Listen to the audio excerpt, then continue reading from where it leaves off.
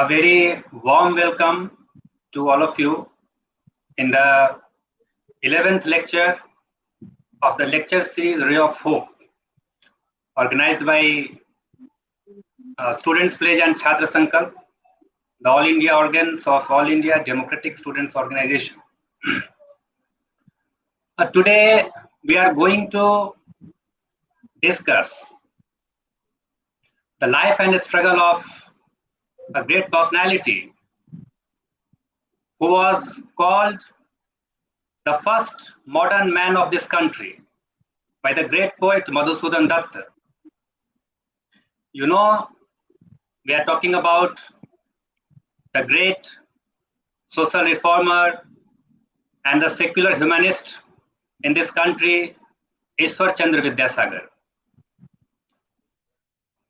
Here with us is Comrade Swapan Chatterjee, the former General Secretary of All India Democratic Students Organization and a veteran student leader of his time. I would like to say that today is 9th of July. This 9th of July is historically of great importance. On the same date in 1851, Vidyasagar opened the Sanskrit College for everyone, irrespective of caste and creed. We all know that what kind of oppression of so-called lower caste peoples has been subjected to, and still it is going on. So the Vidyasagar opened the Sanskrit College for everyone. Earlier it was only for Brahmins and Vaidyas. So today is a historical day. The Students Pledge and Chhatra Sankalp is organizing this day, this personality today. And we all know that is the bicentenary birth anniversary of Ishwar Chandra Vidyasagar. So today we will be listening from Comrade Swapan Chatterjee about the life, struggle and legacy of Ishwar Chandra Vidyasagar. One can, to this country and to everyone, Vidyasagar is more known as ocean of knowledge. But once Rabindranath truly said, and it was truly depicted Vidyasagar, he said that neither compassion nor learning, but the crowning glory of Ishwar Chandra Vidyasagar's character was invincible manhood and imperishable humanness. So today we will be listening about Vidyasagar from Comrade Swapan Chatterjee. I welcome our guest in this Ray of Series discussion, Ray of Hope discussion, and now I invite him to please tell about Ishwar Chandra Vidyasagar, his life, struggle, and legacy. Comrade Swapan Chatterjee.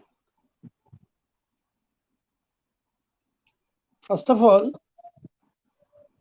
today, when the organizers had requested me to discuss about Vidyasagar, I had asked them that in which language I will have to deliver. They had said that considering the students and youths of Hindi region, you should speak in Hindi. And so my mental preparation is also right now to speak in Hindi. That's why I will speak in Hindi, and it is my request to the organizers and anchor that you should please approve me to speak in Hindi. Definitely, okay? Definitely. Yeah. It's absolutely okay. तो पहले जो बात अभी बात आई है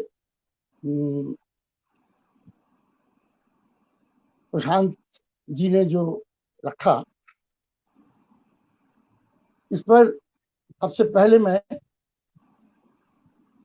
छात्र संकल्प और स्टूडेंट्स प्लेज, ये दोनों जो मैगजीन है, इस मैगजीन के जो कार्यकर्ता और ऑर्गेनाइजर्स है, इन लोगों को मैं बधाई देना चाहता हूं, क्योंकि 9 जुलाई जो उन लोगों ने चुना है, शायद इसी दिन की जो तात्पर्य है, इसके मद्देनजर रखते हुए ही शायद उन लोगों ने 9 जुलाई को चुना है विद्यासागर के बारे में चर्चा करने के लिए। तो प्रशांत जी ने कहा, तो फिर भी मैं हिंदी में बता देना चाहता हूं कि आज ही के दिन सन 1851 में विद्यासागर ने वो जिस कॉलेज के प्रिंसिपल थे, कलकत्ता में संस्कृत कॉलेज, उस कॉलेज में पहले ब्राह्मण और वैद्य, ये दोनों कास्ट के जो स्टूडेंट्स थे, छात्र थे, वही लोग पढ़ पाते थे, पढ़ सकते थे। लेकिन कायस्थ है, क्षत्रिय है, शूद्र है, इन लोगों के लिए कोई वहां पढ़ने का कोई अधिकार नहीं था। विद्यासागर इसी को लेकर के संघर्ष किया और अंग्रेज जो कॉलेज की जो गवर्निंग बॉडी थी, वहां से उन्होंने इसको पास करवाए और आज ही के दिन इसका दरवाजा सारे कास्ट के लिए खोल दिया गया था। पहले 1851 में पहले कायस्थ लोग, क्षत्रिय लोग का एडमिशन हुआ। धीरे धीरे 1854 तक पूरा दरवाजा खोल गया, पूरे शूद्र लोग भी वहां जाकर के पढ़ सकते थे। ये उस जमाने में एक बहुत ही एक साहसी कदम, और उस मामले में सामाजिक आंदोलन को अगर हम लोग देखें तो उस हिसाब से भी ये बहुत ही एक महत्वपूर्ण कदम हम कह सकते हैं। अभी मैं एक बात करना चाहता हूं, विद्यासागर का जमाना क्या था। विद्यासागर का जन्म हुआ था सन 1820, और ये जो कदम उठाया गया था 9 जुलाई, मतलब 1851 में, मतलब 30-31 साल के युवा थे। हम जानते हैं कि किसी भी एक व्यक्ति को, कोई भी एक मनीषी हो, कोई भी उनको उनके युग में, जमाने के साथ, उस युग में, उस समाज में जो सामाजिक चिंतन काम करता था, उसी के आधार पर ही एक विशेष व्यक्ति, उनके सोच, विचार, चिंतन, सिद्धांत, उसी हिसाब से ही हम लोगों को विचार करना चाहिए। विद्यासागर के जमाने में, विद्यासागर जो 1820 साल, उस समय हमारे देश की स्थिति क्या थी? स्थिति थी कि उस समय अंग्रेज शासन भी पूरी तरह से पूरे हिंदुस्तान के पैमाने पर जो शासन पूरा कायम हो गया, बात ऐसी नहीं थी। उस समय भी ईस्ट इंडिया कंपनी का शासन था और देश में जमींदार तंत्र, सामंत तंत्र, धार्मिक अंधविश्वास, धार्मिक सोच, ये इसी से ही देश की स्थिति थी, हमारे देश की स्थिति। हम जानते हैं कि किसी भी एक समाज में समाज के जो आर्थिक ढांचा है वही है मुख्य, और चिंतन, सोच, विचार, संस्कृति, मूल्यबोध, अच्छी बुरी की सोच, मानव के बीच मानव का जो रिश्ता, ये तमाम जो चीज, इसको हम लोग कहते हैं ऊपरी ढांचा। और एक विशेष आर्थिक ढांचे के आधार पर जो समाज है, उसी आर्थिक ढांचा को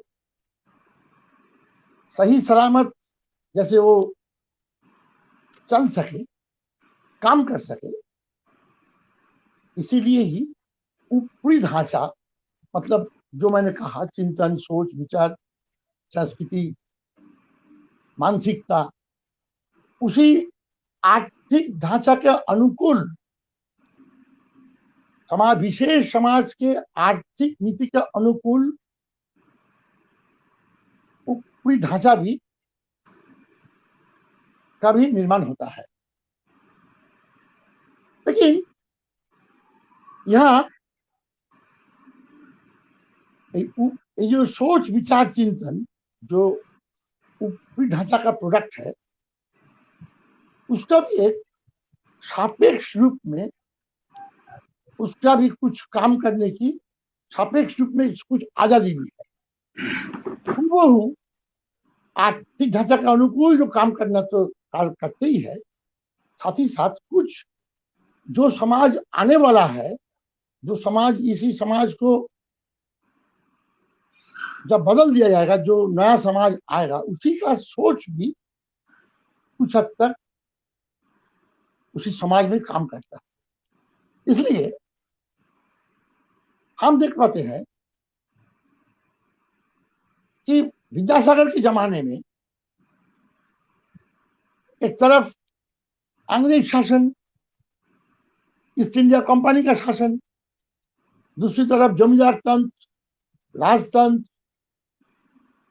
सामंत तंत्र, सामंती समाज के जो प्रभाव, धार्मिक अंधविश्वास, धार्मिक सोच, जात पात की सोच, हमारे देश में ब्राह्मण्यवाद का जो दबदबा, ये पूरी तरह से कायम था। हम जानते हैं कि ये जो सामंती समाज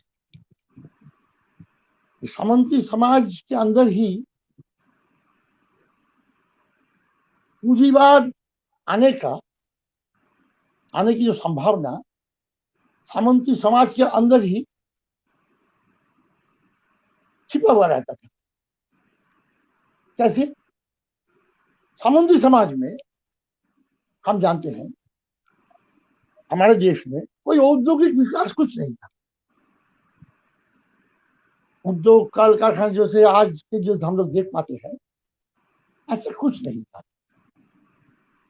मैं थोड़ा सा इस तरीके से बोल रहा हूं इसलिए, मैं जानता हूं हिंदी क्षेत्र में जो छात्र, नौजवान सब सुन रहे हैं, विद्यासागर के बारे में जानकारी ज्यादा नहीं है, और उसके लिए कुछ सामाजिक पृष्ठभूमि और इसके लिए जो सोच, किस सोच के आधार पर विद्यासागर ऐसे मनीषी के रूप में उभर करके आए थे, ये पृष्ठभूमि में थोड़ा सा चर्चा करने के लिए थोड़ा सा हिंदी क्षेत्र को मद्देनजर रखते हुए हमको करना पड़ रहा है। तो जो बात मैं बोल रहा था, तो सामंती समाज में क्या था, राजा या जमींदार और भूदास किसान, लेकिन उसी के अंदर ही कुछ कुछ कुटीर उद्योग हमारे देश में काम करता था। कुटीर उद्योग के आधार पर कुछ कुछ उत्पादन होता था, खासतौर से कपड़े, सिल्क, जो कॉटन के कपड़े, रुई रुई से बना हुआ सिल्क, बनारस का सिल्क, बंगाल के मुर्शिदाबाद का सिल्क, कपड़े और मसाला।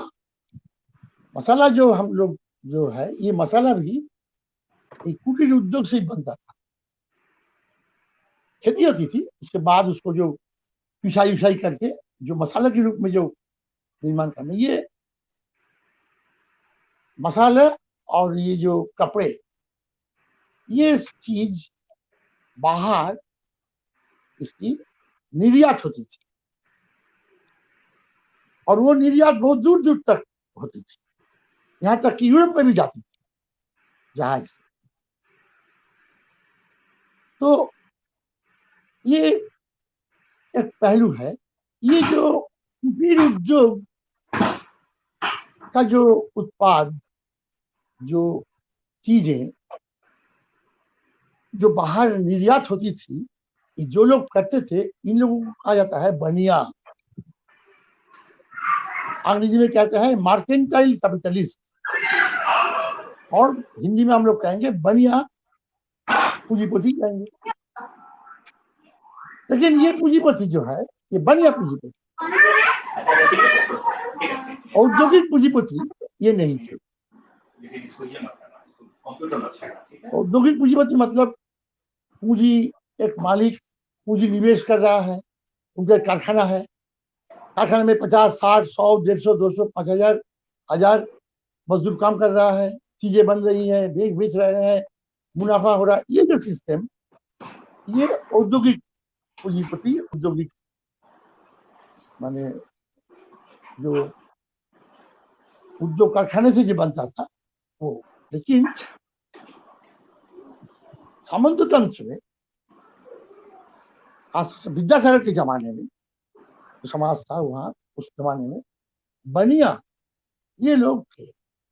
यही एक धीरे धीरे कुछ पूंजी का जन्म दिया, और धीरे धीरे धीरे धीरे इसी के आधार पर ही कुछ कुछ पूंजीवादी सोच भी समाज में आना शुरू हुआ। इससे पहले आप लोगों को जानना चाहिए कि यूरोप में 19वीं सदी में ही, और पहले 18वीं सदी में ही जो सांस्कृतिक क्रांति हुई थी, उसको कहते हैं रेनेसा। रेनेसा एक फ्रांसीसी शब्द है। रेनेसा का अर्थ है पुनर्जागरण, नवजागरण।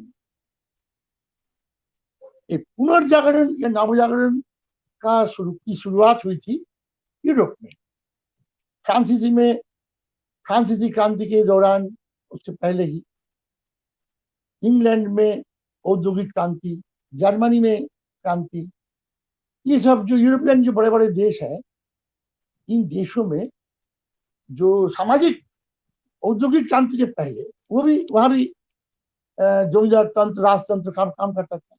उसी के अंदर ही औद्योगिक क्रांति, सामाजिक क्रांति हुई, और ये क्रांति के पहले सांस्कृतिक क्रांति के रूप में नवजागरण आया। एक पुनर्जागरण या नवजागरण, या अंग्रेजी या फ्रांसीसी भाषा में रेनेसा। इसका मतलब क्या? इसका मतलब है धार्मिक सोच नहीं, धार्मिक मूल्यबोध नहीं, इंसानी आखिरी बात, इंसान का सुख दुख, इंसान का आनंद, इंसान का आंसू, इंसान का प्यार मोहब्बत सब इंसान को केंद्रित करके, मानव को केंद्रित करके, मतलब सामंत तंत्र में या राजतंत्र में जो धार्मिक संस्कृति काम करती थी, भगवान या गॉड या अल्लाह ये इंसान को सृजन किया।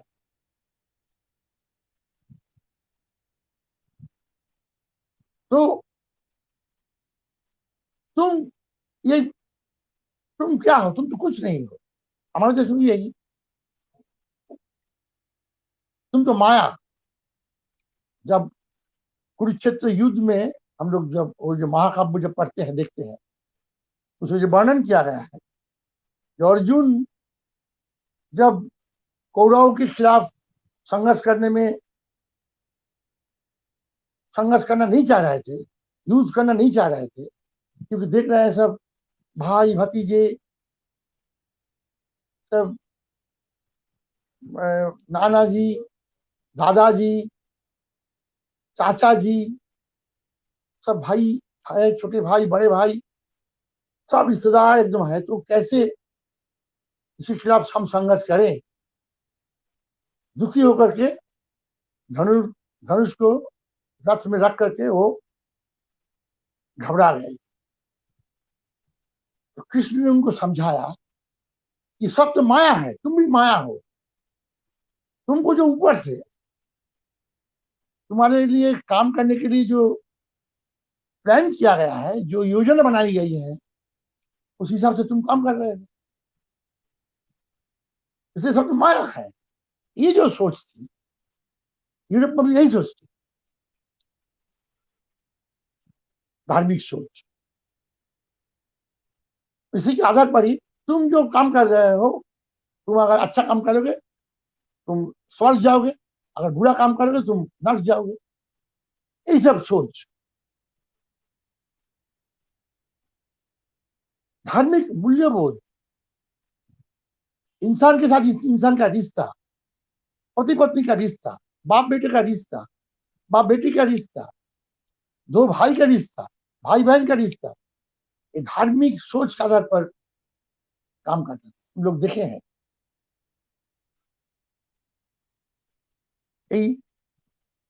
रेनेसां आंदोलन जब आया, धार्मिक संस्कृति के खिलाफ, धार्मिक मूल्यबोध के खिलाफ, इंसान को प्राथमिकता देते हुए इंसान की मुक्ति, मानव की मुक्ति, मुक्ति किससे? ये धार्मिक अंधविश्वास की जो सोच, उससे मुक्ति। मानव किसी का, कोई एक व्यक्ति किसी का गुलाम नहीं, जमींदार का भी नहीं, राजा के भी नहीं। और जहां चाहे वो काम करना कर सकते हैं। लेकिन बाद में हम लोग देखे हैं कि बाद में पूंजीवाद जो आ गया, यही मानव मुक्ति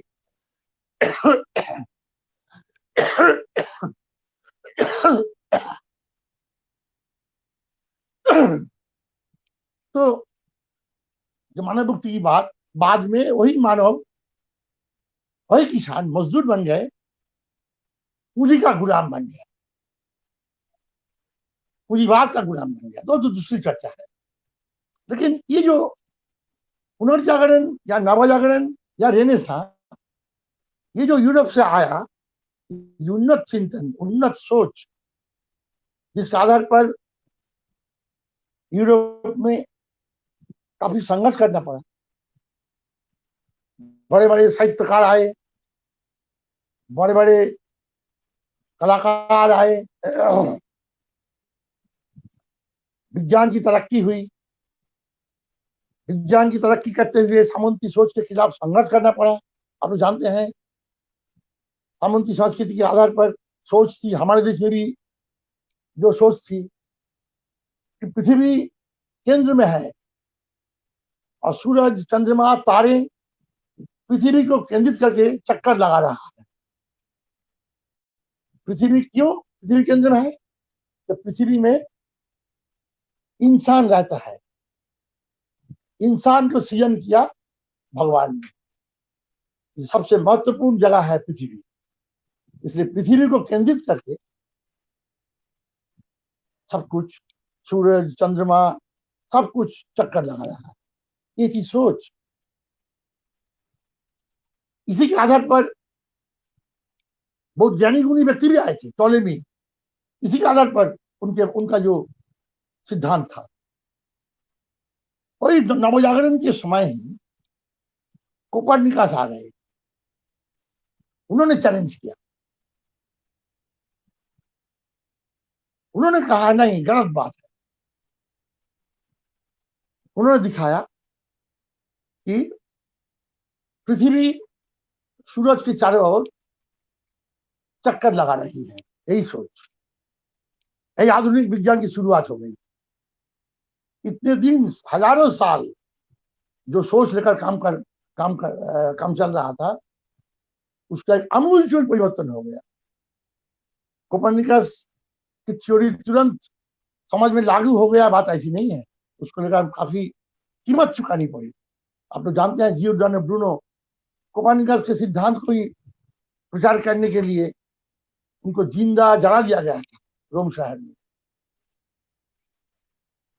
उसके बाद और एक महान विज्ञानी आए, गैलीलियो। गैलीलियो आने के बाद पुरानी सारे सोच, उस जमाने में जो दास प्रथा के युग में जो दार्शनिक विज्ञानी सब आए थे, उन लोगों का आविष्कार, उसको चैलेंज करके अरिस्टोटल की जो सोच थी, उसके खिलाफ गैलीलियो आधुनिक विज्ञान का जन्म दिया। पहली बात है कि उन्होंने कोपरनिकस जैसे थ्योरी के आधार पर, गैलीलियो आकर के उसको टेलीस्कोप आविष्कार करके और प्रैक्टिकल करके दिखा दिया कि कैसे पृथ्वी सूरज के चारों ओर चक्कर लगा रही है। गैलीलियो और विज्ञान की दुनिया में गैलीलियो का और बहुत सारे आविष्कार है। ये डायनामिक्स जो है, गैलीलियो का आविष्कार है। तो और ये पुरानी जो विज्ञान की जो सोच थी, जो मनगढ़ंत सोच के आधार पर, दास प्रथा में जो मनगढ़ंत सोच के आधार पर जो विज्ञान का विकास हुआ था, उसी के खिलाफ गैलीलियो बहुत दूर तक विज्ञान का एक सर्वांगीण विकास उन्होंने किया।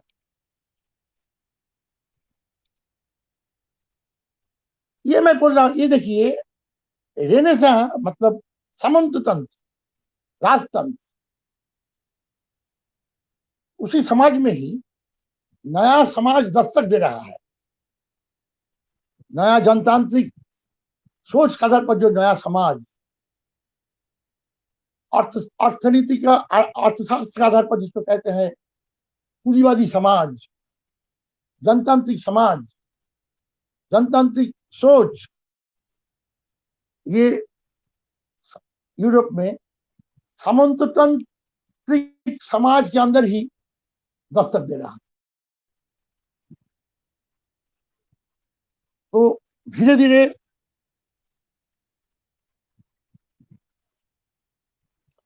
विज्ञान की तरक्की हो रही थी, और विज्ञान की तरक्की के आधार पर, विज्ञान के आधार पर, विज्ञान के विकास के आधार पर, आविष्कार के आधार पर जब उत्पादन, बड़े बड़े मशीन का भी आविष्कार हो गया, तब पूरी तरह से नवजागरण के आधार पर, सामंती सोच के खिलाफ, धार्मिक संस्कृति के खिलाफ, जनवादी संस्कृति के आधार पर व्यक्ति की मुक्ति की सोच को लेकर के क्रांति हो गई। औद्योगिक क्रांति, फ्रांसीसी क्रांति। लेकिन क्रांति समाज, जब क्रांति के आधार पर, क्रांति की चोट से जब समाज में बदलाव आ गया, नया समाज का निर्माण हो गया। लेकिन क्रांति की लड़ाई के पहले बहुत दिन तक, सैकड़ों साल, एक पुनर्जागरण की सोच को लेकर सामंती समाज के अंदर जनवादी संस्कृति कायम करने के लिए, जनवादी मूल्यबोध कायम करने के लिए, इंसानी आखिरी बात, व्यक्ति की मुक्ति, यही बात के आधार पर नया मूल्यबोध को जन्म देने के लिए पुनर्जागरण आया। हमारे देश में भी 19वीं सदी में बहुत दिन बाद, यूरोप से बहुत दिन बाद हमारे देश में भी इसकी शुरुआत हुई। 19वीं सदी में बंगाल में राजा राममोहन राय आ गए। राजा राममोहन राय का जन्म हुआ था 1772 साल।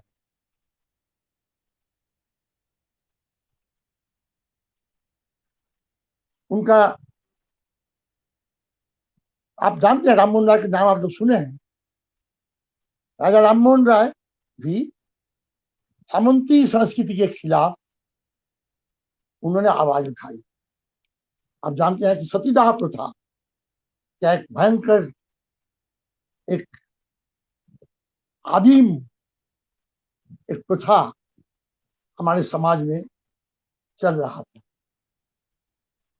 जब कोई महिला विधवा हो जाती, उसको जिंदा जला दिया जाता था और उसको सपना दिखाया जाता था कि तुम सती बन करके स्वर्ग पे जाओगे। उसको जिंदा जला दिया जाता था। कितने महिलाएं, और उस समय बहुत ही कम उम्र में बाल विवाह प्रथा थी। बच्चों को बूढ़े के साथ शादी करके, बूढ़ा मर गया और एक बालिका, एक लड़की विधवा बन गई, तो उसको पति के साथ, बूढ़े पति के साथ उसको भी जला दिया जाता था। सती प्रथा। राजा राममोहन राय के खिलाफ संघर्ष किया, संघर्ष करके कानून पारित किया, गैर कानूनी हो गई। उसके खिलाफ उस जमाने में समाज की जो सब बड़े बड़े हस्तियां थी, सब उनके खिलाफ खड़े हो गए। राजा राममोहन को सुने नहीं। राजा राममोहन राय ने ही हमारे देश में सबसे पहले व्यक्ति थे जिन्होंने अंग्रेजी शिक्षा लागू करो, यही मांग अंग्रेजी सरकार के पास उन्होंने मांग की थी। अंग्रेजी शिक्षा, विज्ञान पढ़ाने के लिए उन्होंने कहा। लेकिन राजा राममोहन राय, फिर भी राजा राममोहन राय धार्मिक जो चिंतन, धार्मिक जो सोच, उससे पूरी तरह से मुक्त नहीं हो पाए। राजा राममोहन राय वेदांत, वेद वेदांत को विश्वास करते थे, शंकराचार्यों को विश्वास करते थे। इसलिए राजा राममोहन राय, लेकिन शंकराचार्य की जो थ्योरी थी, सब कुछ माया है, ये राजा राममोहन राय विश्वास नहीं करते। लेकिन वेदांत, वेदांत के आधार पर उनकी जो सोच थी वो वेद वेदांत के आधार पर ही। लेकिन हिंदू धर्म की जो रूढ़िवादी सोच, मूर्ति पूजा, और खास तौर से यह हम लोगों को याद रखना पड़ेगा, खास तौर से ब्राह्मण्यवाद के खिलाफ आवाज सबसे पहले हमारे देश में राजा राममोहन राय ने उठाई। ब्राह्मण्यवाद का जो अत्याचार तथाकथित निचली जाति के प्रति, तथाकथित दबी कुचली जाति के प्रति, राजा राममोहन राय इसके खिलाफ आवाज उठाई। इसलिए राजा राममोहन राय को कहा जाता है हमारे देश में पुनर्जागरण आंदोलन की शुरुआत। लेकिन शुरुआत के चलते, शुरुआत से क्या होता है सुबह, एकदम अर्ली मॉर्निंग सुबह हम लोग देखते हैं अंधेरा जा रहा है, सुबह का आगमन हो रहा है, लेकिन पूर्व दिगंत में कुछ लालिमा दिखाई दे रही है, लेकिन अंधेरा पूरी तरह से गया नहीं, पूरी तरह से उजाला भी हुआ नहीं। ऐसी जो स्थिति है, राजा राम मोहन राय कुछ हद तक ऐसी थी। सामंती समाज के जो घोर अंधेरा छाया हुआ था, धार्मिक कट्टरता, कुसंस्कार, अंधविश्वास, घोर अंधेरा जो छाया हुआ था, इस अंधेरे में राजा राम मोहन राय उषा की लालिमा की तरह उनका आगमन हुआ। ये अंधेरा पूरी तरह से खत्म नहीं हुई, उजाला पूरी तरह से हो नहीं गया, ऐसे ही। इसलिए उनका कुछ हद तक यूरोपियन रेनेसां, यूरोप के जो पुनर्जागरण की जो सोच, जनतांत्रिक मूल्यबोध की जो सोच, धर्मनिरपेक्ष मानवतावाद की जो सोच, ये सोच कुछ हद तक राम मोहन राय के अंदर काम किया। कुछ हद तक मैं बोल रहा हूं, शुरुआत।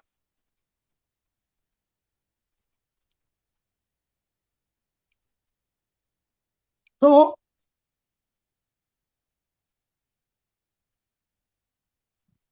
उसके बाद हम देख पाते हैं सन 1820 साल में हमारे देश में मनीषी विद्यासागर,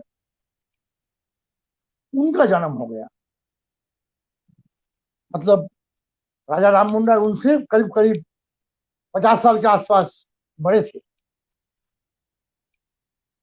और हम लोग क्या देख पाते हैं ना, 1845, 46, 50, 51, 54, विद्यासागर का काम का पीरियड 19वीं सदी में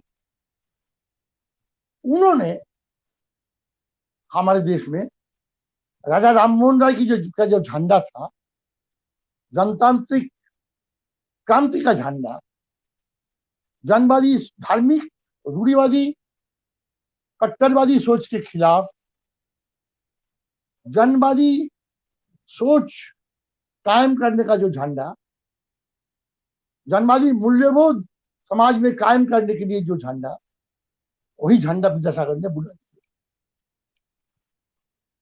और उसी जमाना में ये तो बंगाल में, और बंगाल से बहुत दूर महाराष्ट्र में और एक मनीषी जिनका नाम था ज्योतिबा राव फुले, उनका जन्म हुआ था सन 1827 में। मतलब विद्यासागर करीब करीब हम उम्र थे, 7 साल की छोटे बड़े, 7 ईयर्स। तो ज्योतिबा राव फुले भी, वो भी महाराष्ट्र में पेशवा, ब्राह्मण लोगों को जो अत्याचार, दलितों के प्रति, इसके खिलाफ वे भी आवाज उठाए। आधुनिक शिक्षा प्रचलन करने के लिए, अंग्रेजी शिक्षा लागू करने के लिए उन्होंने भी लड़ाई लड़ी। तो पहले ये दोनों व्यक्ति उधर महाराष्ट्र में, इधर बंगाल में। तो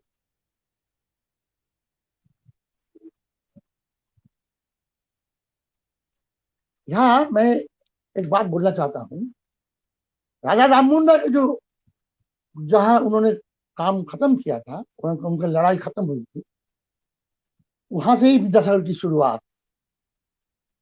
विद्यासागर आने के बाद पूरी तरह से बंगाल में एक धर्मनिरपेक्ष मानवतावादी सोच का जो झंडा उन्होंने बुलंद किया। उन्होंने पूरी तरह से जनवादी शिक्षा लागू करने के लिए उन्होंने संघर्ष किया।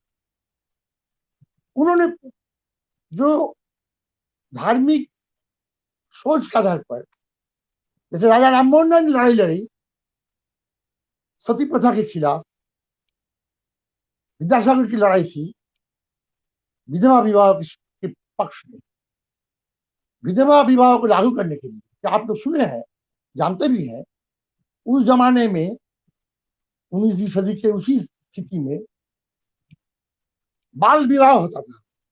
बाल विवाह अभी भी नॉर्दर्न उत्तरी भारत में अभी भी बहुत जगह अभी भी लागू है, फिर भी कम हो गया। बाल विवाह होता था, बच्चा एकदम शादी हो गई, बच्ची शादी हो गई, तो ये धर्म को मानते थे। तो इसलिए समाज में रहने के लिए, गरीब है तो अपनी बेटी को एक बुड्ढे के साथ शादी करवा दिया, ब्राह्मण। इसलिए बहुत कहानी है, घटनाएं हैं। वो आदमी मर गए और बच्ची जो है वो विधवा बन गई। राममोहन के जमाने में सती करके जला दिया जाता था। अभी राममोहन राय ने कानून पारित किया, उसमें रोकथाम हुआ, पैदा हुआ, विधवा बन करके समाज में रह जाती थी। इसको लेकर काफी परेशानी, क्या प्रॉब्लम, तो दूसरी चर्चा है। विद्यासागर ने इसके खिलाफ आवाज उठाई। देखिए, जनवादी सोच, जनवादी मूल्यबोध, हिंदू धार्मिक कट्टरवादी सोच के खिलाफ आवाज उठाई। विधवाओं को पुनर्विवाह करना पड़ेगा, शुरू किया। और ठीक इसी तरह से महाराष्ट्र में भी ज्योतिबाराव फुले और उनके कुछ अनुयायी थे, उनका नाम था विष्णु परशुराम शास्त्री, जिन्होंने विद्यासागर ने जब विधवा विवाह के खिलाफ विधवा विवाह प्रचलन के लिए विद्यासागर ने जो किताब लिखे थे, प्रचार किया था, वही उसी के साथ परिचित होने के बाद विष्णु परशुराम शास्त्री ने भी पूना शहर में विधवा विवाह के लिए आंदोलन शुरू किया। इस आंदोलन में ज्योतिबाराव फुले को उनके संघर्षशील साथी के रूप में उनको मिला। विष्णु परशुराम शास्त्री को महाराष्ट्र में कहा जाता था कि महाराष्ट्र के विद्यासागर। इस तरीके से और कुछ कुछ व्यक्ति थे, जैसे आंध्र प्रदेश में एक थे वीरेश लिंगम। वे भी आंध्र प्रदेश में धार्मिक कट्टरता के खिलाफ उन्होंने भी संघर्ष किया। उनको भी कहा जाता था कि आंध्र प्रदेश के विद्यासागर। ऐसे ही तो विद्यासागर का उस जमाने में तो सोशल मीडिया नहीं थी, उस जमाने में टीवी नहीं थी, टेलीविजन, रेडियो नहीं था।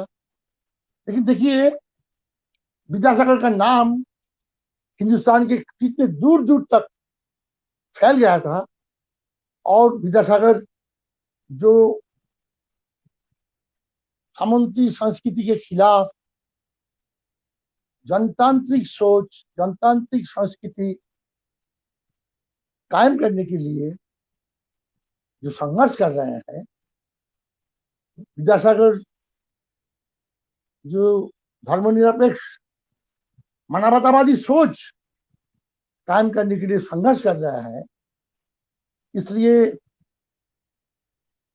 जो अंधविश्वास के खिलाफ वो जो संघर्ष कर रहे थे, ये बात हिंदुस्तान के कोने कोने में ये बात फैली।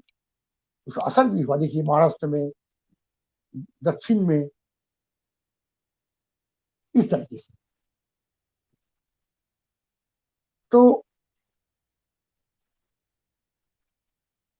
विद्यासागर शिक्षा के क्षेत्र में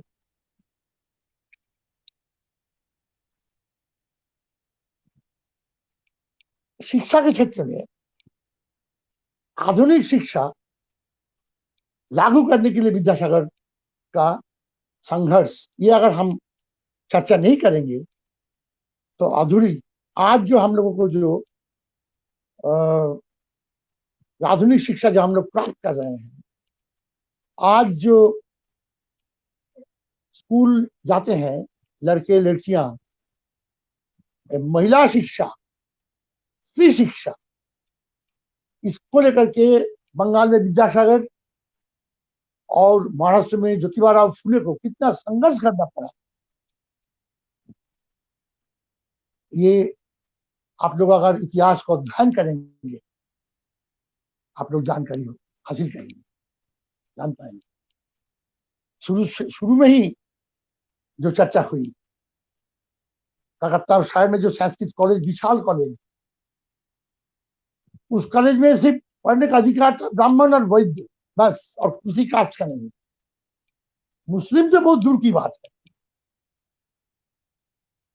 उसको लेकर संघर्ष किया और आज ही के दिन 9 जुलाई के दिन 1851 में ये प्रस्ताव पारित हुआ, कानून पास हुआ, संस्कृत कॉलेज का दरवाजा सबके लिए खोल दिया गया। पुणे में भी, महाराष्ट्र में भी ज्योतिबा फुले को इस तरीके से संघर्ष करना पड़ा। ज्योतिबा फुले स्त्री शिक्षा लागू करने के लिए उनकी जो पत्नी थी सावित्रीबाई फुले, वो एक बात समझ गए थे। ज्योतिबा फुले समझे थे कि अगर स्त्री शिक्षा लागू करना है तो महिलाओं को शिक्षा अगर महिला नहीं पढ़ाएंगी तो किसी के घर से लड़कियां पढ़ने के लिए नहीं आएंगी। सबसे पहले अपनी पत्नी को उन्होंने शिक्षित किया। पत्नी भी अनपढ़ थी, इसी लक्ष्य के मद्देनजर उनको शिक्षित किया। स्कूल खोले और कुछ उनके मित्र थे, सब मिल करके, मित्र जो थे उसमें दलित थे, यहां तक कि ब्राह्मण भी थे। ऐसा मैंने कहा कि कृष्ण परशुराम शास्त्री ब्राह्मण थे, लेकिन उनके सहयोगी थे। सब मिल करके ज्योतिराव फुले स्कूल खोले और उस स्कूल में सारे गरीब तबके लोगों को लिए स्कूल में आने के लिए अधिकार था, लड़कियों के लिए अलग, लड़कियों के लिए अलग। और वो स्कूल को बंद करने के लिए तरह तरह का प्रयास हुआ। ज्योतिराव फुले के पिताजी के प्रति समाजपति लोग, ब्राह्मण लोग दबाव डाले, ज्योतिराव फुले को बंद करो, स्कूल को बंद करना पड़ेगा। और दलित लोगों की शिक्षा के लिए वो प्रयास कर रहा है, इसको नहीं चलेगा। शिक्षा प्राप्त करने का अधिकार सिर्फ ब्राह्मण लोगों को है और किसी को नहीं। दबाव डाले।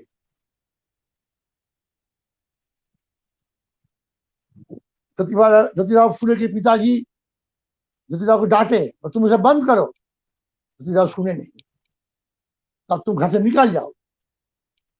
ज्योतिराव फुले अपनी पत्नी से पूछा कि क्या तुम चलोगी ना तुम यहां रहोगी। पत्नी भी तब सामाजिक काम करने के लिए पति के सहयोद्धा के रूप में उतर गई थी। पत्नी भी बोली नहीं मैं भी आपके साथ चलूंगी। उसके बाद घर से निकल आए दोनों, तो संघर्ष शुरू हुआ। आज यहाँ काल वहां कहीं जगह नहीं है ठहरने की, लेकिन चुके नहीं। आखिर पूना शहर में, बाद में महाराष्ट्र के कोने कोने में प्राथमिक शिक्षा फैलाने के मामले में ज्योतिराव फुले और सावित्रीबाई फुले का देन हम लोग कभी भूल नहीं पाएंगे। और बंगाल में विद्यासागर भी आधुनिक शिक्षा प्रचलन करने के लिए प्रयास किया। जो कमाते थे ज्यादातर पैसा शिक्षा विस्तार के लिए खर्च करते थे। क्या कहते हैं, मुझे metropolitan college, metropolitan school, Vidyasagar ने उसको स्थापना की और अपने वेतन से, अपने पैसे जुटा करके वो स्कूल कॉलेज को उन्होंने चलाता था। आधुनिक पाठ्यक्रम लागू करने के लिए विद्यासागर का संघर्ष, उस जमाने में संस्कृत भाषा के आधार पर ही जो वेद वेदांत की सोच, शास्त्र, ये सब पढ़ाया जाता था। विद्यासागर ने कहा था उस जमाने में कि Veda Vedanta, these are all false system of philosophy.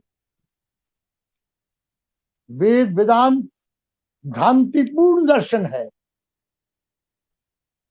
इसी के आधार पर भ्रम फैलाया जाता है, इसको बंद करना पड़ेगा। इसी के बजाय भौतिकी शास्त्र, रसायन शास्त्र, गणित, अर्थशास्त्र, तर्कशास्त्र, ये सब पढ़ाना पड़ेगा। हमारे देश में शिक्षा के पाठ्यक्रम में चारवाक दर्शन विद्यासागर ने लागू किया। चारवाक दर्शन मैं क्यों बोल रहा हूं? वैदिक युग में, वेद के जमाने में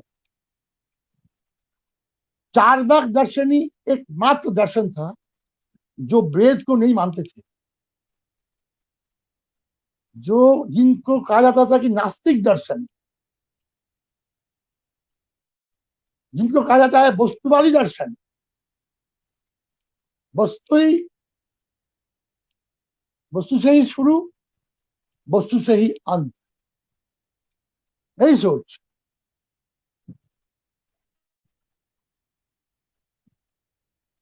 एक व्यक्ति मर गए, उसको लेकर के जलाने के लिए ले जा रहा है। एक चारवाकपंथी, एक दार्शनिक बोल रहे हैं मिट्टी से ही आया,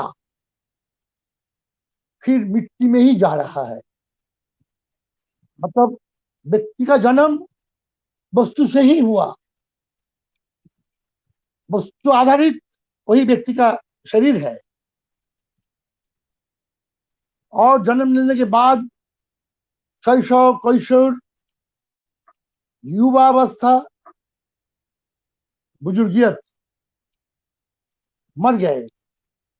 मर जाने के बाद उसको दफनाया जाएगा या तो जला दिया जाएगा, जो भी हो वस्तु ही बनेगी। जलाने से राख बन जाएगा, वो वस्तु है, और अगर दफनाया जाएगा तो मिट्टी बन जाएगी, वस्तु। ये चारवाक दर्शन ये वस्तुवादी दर्शन था। इसलिए हमारे देश में वैदिक युग में चारवाक दर्शन को ध्वस्त कर दिया गया। चारवाक दर्शन की कोई भी माने श्लोक या कुछ हम लोगों को पढ़ने को नहीं मिलता है। वैदिक युग के जो पंडित लोग थे, वे लोग जो चारवाक दर्शन के खिलाफ जो बात बोलते थे, उसी से ही ज्ञानी लोगों को रिसर्च करके चारवाक दर्शन क्या था खोज निकाले। इसी से पता चला चारवाक दर्शन उस जमाने में वस्तुवादी दर्शन था, इसलिए वेदांतवादी लोग उसको ध्वस्त कर दिया था, खत्म कर दिया था, जला दिया था। वही चारवाक दर्शन विद्यासागर पाठ्यक्रम में जोड़ने के लिए संघर्ष किया। और जो बात मैंने बोला कि उन्होंने जिस तरीके से कहा, ये एक महत्वपूर्ण पहलू, ये हम लोगों को समझना पड़ेगा। यहाँ आप जानते हैं कि विद्यासागर के जो अगर जीवन को अध्ययन करेंगे, देखेंगे, व्यक्तिगत जीवन में विद्यासागर कभी भी विद्यासागर जातिवादी सोच, जात पात आधारित सोच, इसको कभी नहीं इसको तवज्जो दिया। जात पात की सोच के खिलाफ उनकी सोच थी। छोटी छोटी घटना देखिए, तब वो संस्कृत कॉलेज के प्रिंसिपल थे, अपने गांव गए। गांव जाने के बाद कुछ जो गरीब बस्ती थी, जहां दलित लोग रहते थे, दलित लोग दलित बस्ती में चले गए।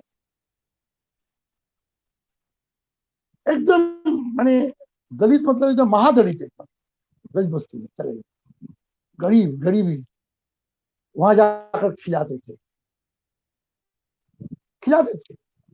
देखिए, लड़कियों का बाल देखे विद्यासागर, बाल में कभी तेल नहीं लगाते हैं, बाल रूखा हो गया। तो तेल का इंतजाम किया खाने के पहले। बोले तुम लोग लड़कियों को बोले, जो लोग विद्यासागर को मदद कर रहे थे उन लोगों से कहा कि लड़कियों के बाल में कुछ तेल लगाओ। बाल एकदम रूखा हो गया, सूखा हो गया। तो जो लोग तेल दे रहे थे वो लोग छू ना सके। छुआछूत तो काम करता था, छुआछूत की सोच, ऊपर से तेल डाल रहा था। विद्यासागर ने क्या किया, तो तेल की शीशी उन्हें अपने हाथ में ले लिया और बच्चियों को नजदीक बुला करके बच्ची के सर में हाथ रख करके उन्होंने खुद अपने हाथों से बच्चियों के बाल में तेल लगा दिया। छुआछूत नहीं माने। विद्यासागर कालमाटार में, जहाँ माने आज अगर आप लोग जाएंगे आसनसोल के आगे पटना की तरफ, देखिएगा स्टेशन है, नाम है विद्यासागर नाम है। अंग्रेज जमाने में उसका नाम था कालमाटार स्टेशन, तो उस समय भी था। तो कालमाटार पूरा आदिवासी बेल्ट अभी भी है, समतल। विद्यासागर वहां चले जाते थे और वहां जाकर के आदिवासियों के बीच रहते थे और होम्योपैथी डॉक्टरी करते थे। दवा लेकर चले जाते थे, दवा लेकर के आदिवासी डॉक्टर जो बस्ती में जाकर के उन लोगों को होम्योपैथी दवा खिलाते थे। जो मरीज, उन लोगों को खाना खिलाते थे। पहले पहले वो लोग विद्यासागर को विश्वास नहीं करते थे। धीरे धीरे विश्वास पैदा हुआ और विद्यासागर को लोग जब जाते थे, विद्यासागर को घेर लेते थे, इतना प्यार करते थे। विद्यासागर बर्धमान गए थे, वहां जाकर के बर्धमान के राजबाड़ी में उनको रहने के लिए इंतजाम हुआ था। सुने नहीं, मुस्लिम बस्ती में जाकर के उनके एक परिचित थे, उनके घर में जाकर रुके।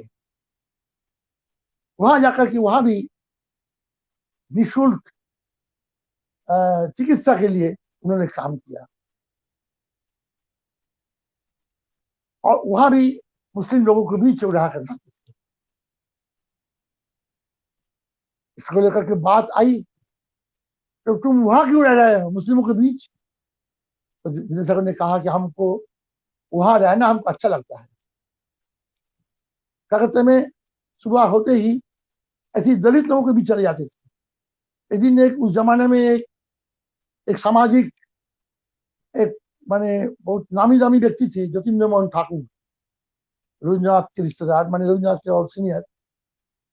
वो जा रहे थे रास्ते से, देखा विद्यासागर कुछ हाड़ी मोची ऐसे एकदम समाज के दबे कुछ लोगों के साथ हंसी मजाक कर रहे हैं, उनको हुक्का पी रहे हैं। जतीन्द्र मोहन ठाकुर ने पूछा उनसे कि बाद में कि तुम वहां जाकर के क्या कर रहे थे? बोले क्यों, मैं तो वहां जाते जाते हैं, मैं तो वहां जाता हूँ, वहां जाकर के उन लोगों को भी जाना हमको बहुत अच्छा लगता है। आप लोग ये जो भद्र व्यक्ति है, इसके मुकाबले, इसके तुलना में उन लोगों को भी जाना हमको बहुत अच्छा लगता है। आप लोगों को मैं छोड़ सकता हूँ, उन लोगों को मैं छोड़ नहीं सकता। विद्यासागर बोल रहे हैं। ये जो बात है, मतलब इधर ज्योतिबा फुले महाराष्ट्र में, इधर विद्यासागर, उस जमाने में ब्राह्मण्यवादी सोच के खिलाफ आवाज उठाई, जो उस जमाने में हमारे देश में रेनेसा, पुनर्जागरण या नवजागरण आंदोलन की ही एक पहलू। पुनर्जागरण आंदोलन का ही ये लोग सेना थे हमारे देश में जनवादी संस्कृति कायम करने के लिए। ये हम लोगों को समझना पड़ेगा। यहां एक बात हम कहेंगे, विद्यासागर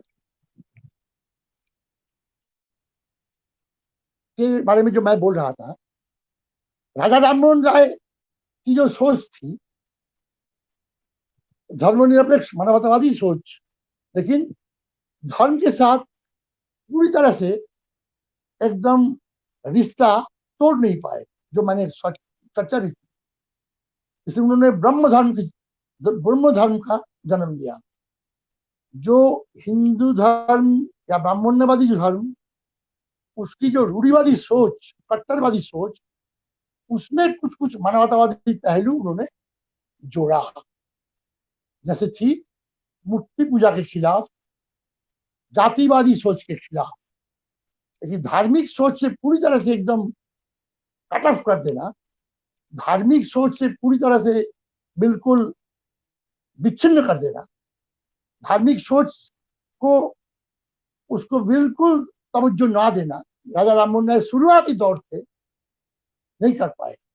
विद्यासागर इस देश में धर्मनिरपेक्ष मानवतावादी जो सोच, रेनेसा की जो सोच, इसे पूरी तरह से उनके अंदर यही सोच समाहित हो गई थी। ज्योतिराव फुले महाराष्ट्र में, वे भी पुनर्जागरण की सोच उनके अंदर भी काम किया। ब्राह्मण्यवादी दबदबा के खिलाफ, ब्राह्मण्यवादी अत्याचार के खिलाफ उन्होंने भी संघर्ष किया। लेकिन विद्यासागर की तरह ज्योतिराव फुले पूरी तरह से धर्म के साथ विच्छिन्न, अलग थलग नहीं कर पाए।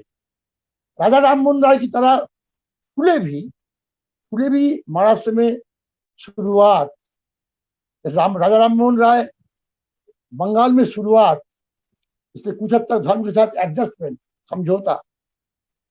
फुले भी ऐसा ही, फुले महाराष्ट्र में शुरुआत, नवजागरण आंदोलन की शुरुआत, इसलिए फुले भी एक पहलू था उनका शिक्षा का विस्तार, अंग्रेजी शिक्षा का विस्तार।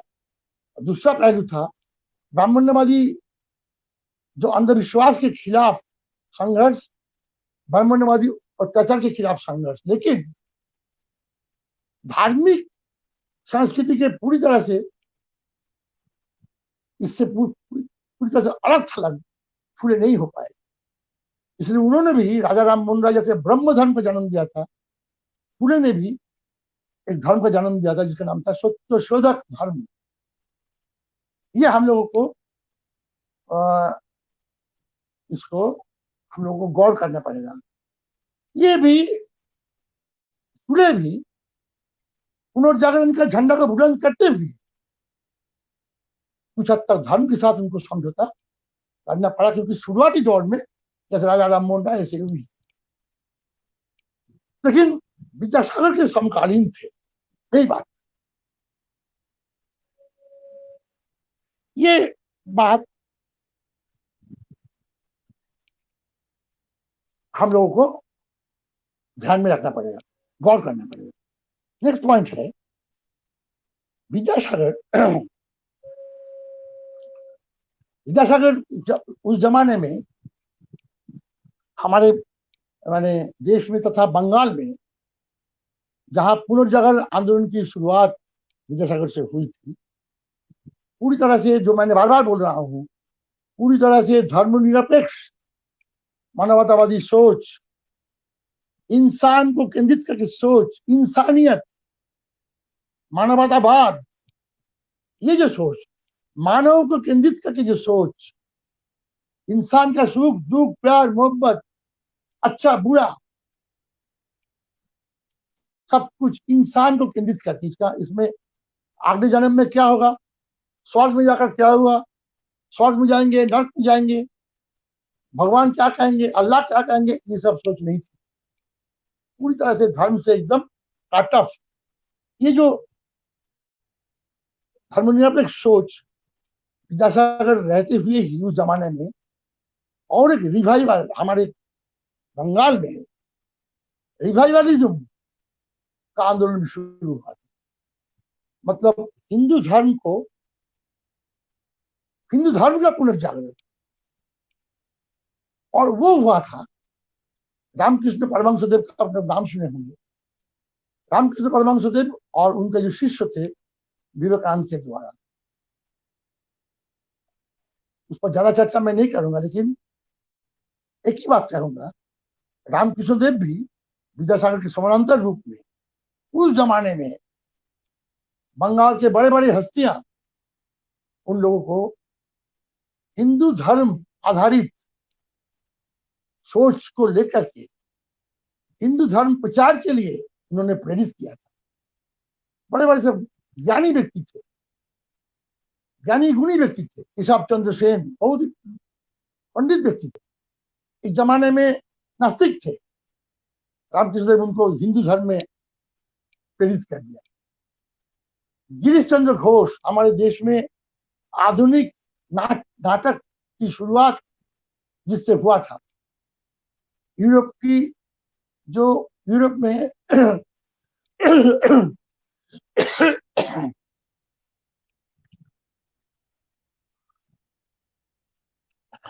इंग्लैंड में या फ्रांसीसी में जो नाटक होता था, आधुनिक नाटक, और वो भी व्यक्ति व्यक्ति का जो सुख दुख प्यार मोहब्बत, इसी के आधार पर ही नाटक होता था। वही नाटक को गिरीश चंद्र घोष हमारे देश में लागू करने के लिए प्रयास किया। वेस्टर्न माने पश्चिमी पुनर्जागरण की सोच के आधार पर यही व्यक्ति को भी, बहुत पंडित व्यक्ति थे, यही व्यक्ति को भी रामकृष्ण देव हिंदू धर्म के आधार पर प्रेरित कर दिए। इसके बहुत घटनाएं हैं, बहुत इतिहास है। तो ये जो हिंदू धर्म को जगाने के लिए जो प्रयास किया, इसके पीछे क्या कारण था उस पर आज हम नहीं जाएंगे।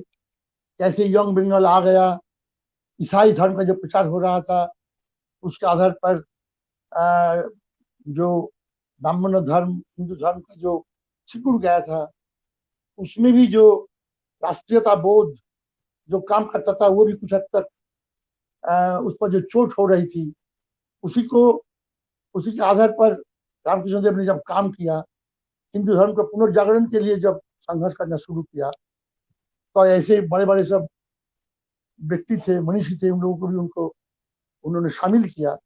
विवेकानंद भी हो गए थे। विवेकानंद भी पहले कांट का जो सोच थी, पश्चिमी दुनिया के जो दार्शनिक थे कांट, विवेकानंद भी हिंदू धर्म प्रचार के लिए रामकृष्ण देव के शिष्य बन गए। यही रामकृष्ण देव विद्यासागर के पास आए। उनका संकल्प था कि विद्यासागर को भी उन्होंने वे टार्न करवाएंगे।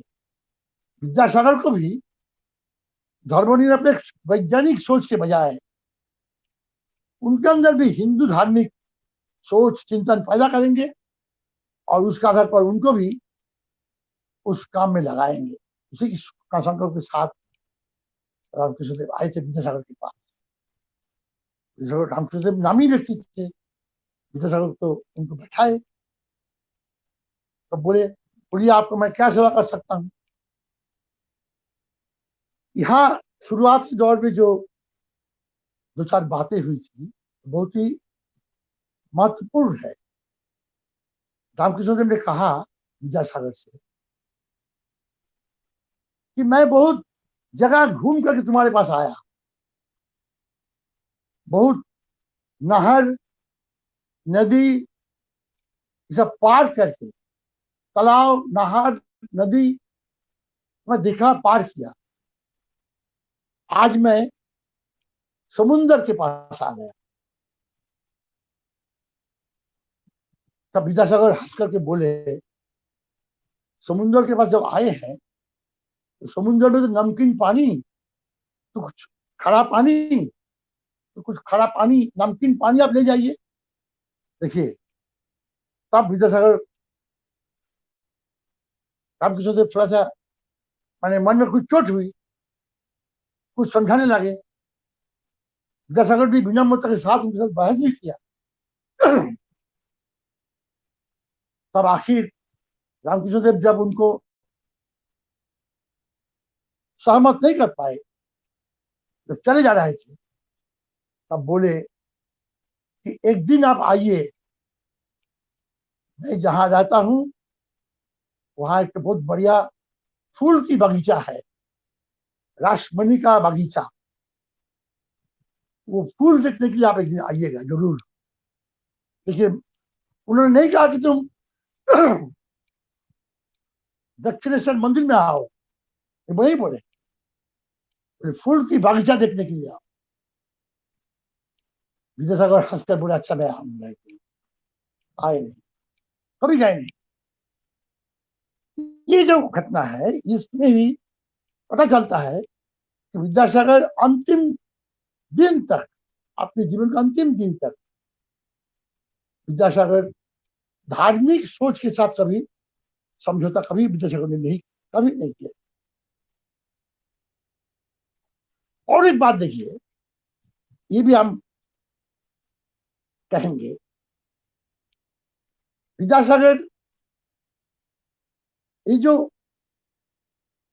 पुनर्जागरण या जनतांत्रिक जनवादी जो सोच, जनवादी संस्कृति कायम करने के लिए, मानवतावादी संस्कृति कायम करने के लिए उनका जो संघर्ष था, उस संघर्ष में जो व्यक्ति उनको मदद करते थे उनको विद्यासागर बहुत मानते थे, मदद भी करते थे।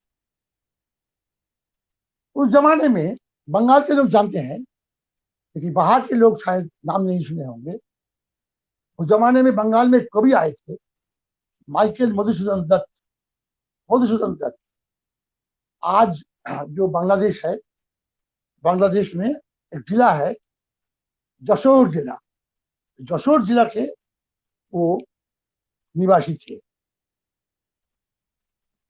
लेकिन बहुत बड़े अमीर घर के बेटे थे। अंग्रेजी शिक्षा प्राप्त किया। अंग्रेजी शिक्षा प्राप्त करने के बाद वो अंग्रेजी भाषा के एकदम दीवाना हो गए और अंग्रेजी में लिखना उनका शुरू किया।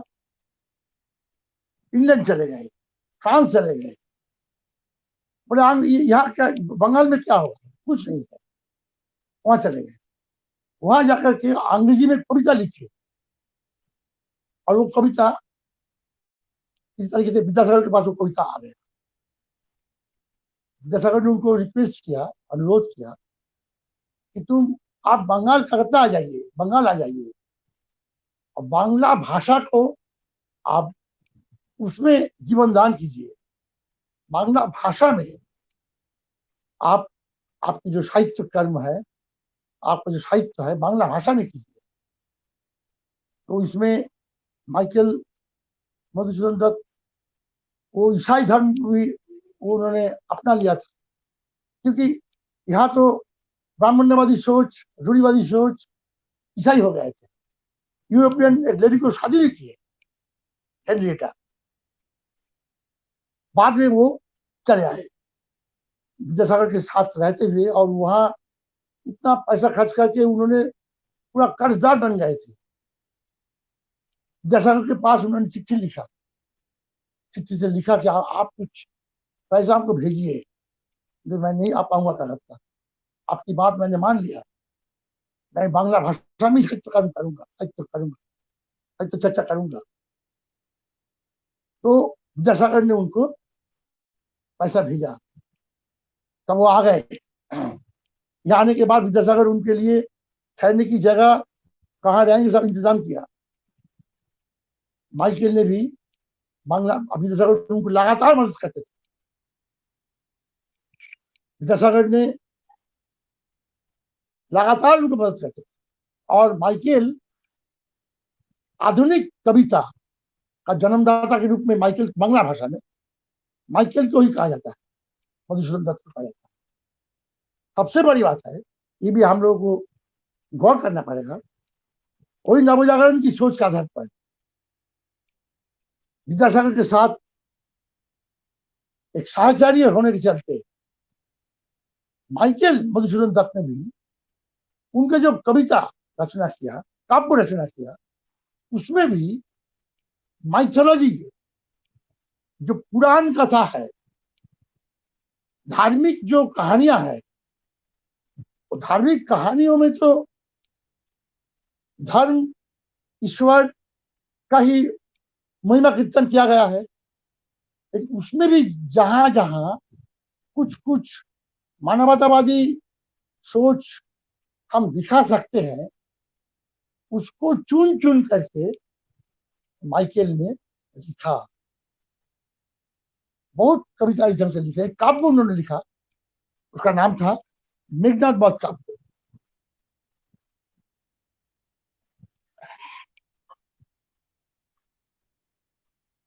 मेघनाद वध काव्य में उन्होंने क्या किया, उन्होंने दिखाया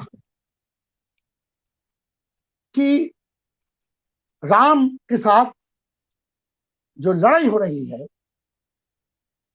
मेघनाद भी रावण का रिश्तेदार थे, रावण के एक सेनापति थे, बहुत बड़े वीर थे।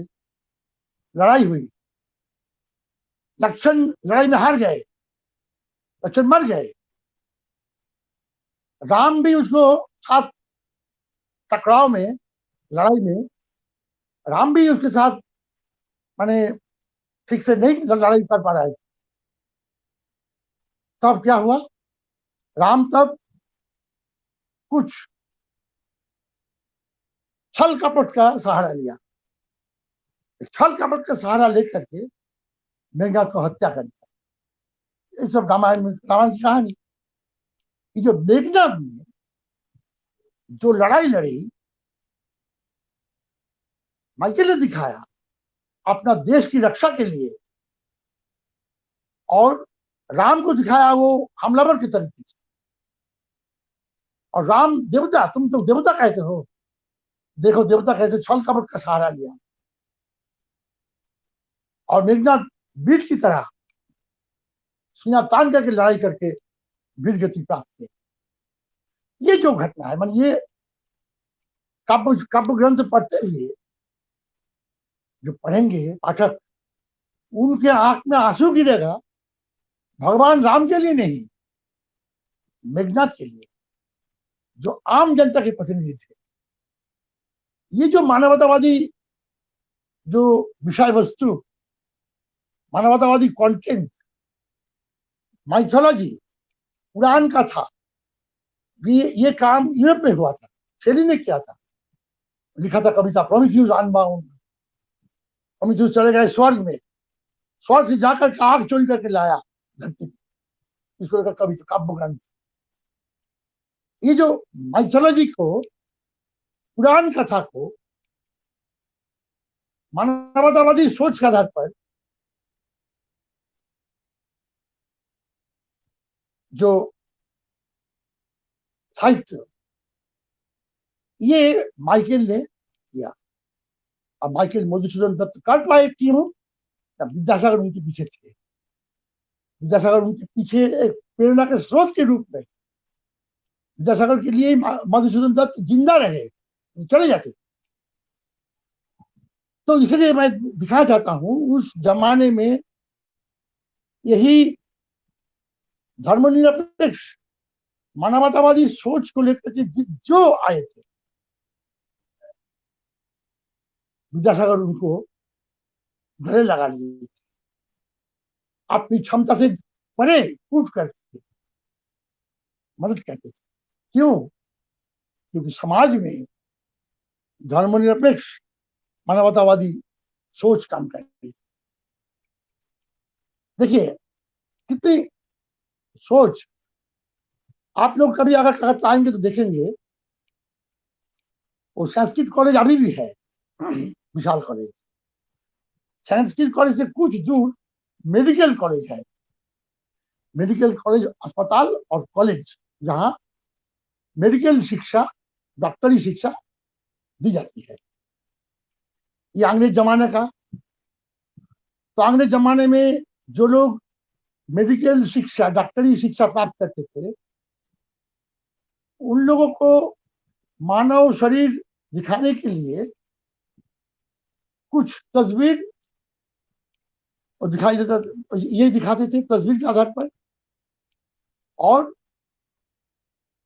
ऑपरेशन करने के लिए जो केले का जो पेड़ है, उस केले का पेड़ को चाकू से काट करके उन लोगों को ऑपरेशन करने के लिए आदत बनानी पड़ती थी। लेकिन यूरोप में उसके बहुत पहले ही संघर्ष करके आधुनिक शिक्षा प्राप्त करने के लिए वो लोग मेडिकल शिक्षा में जो मानव शरीर जो है, जो लाश है,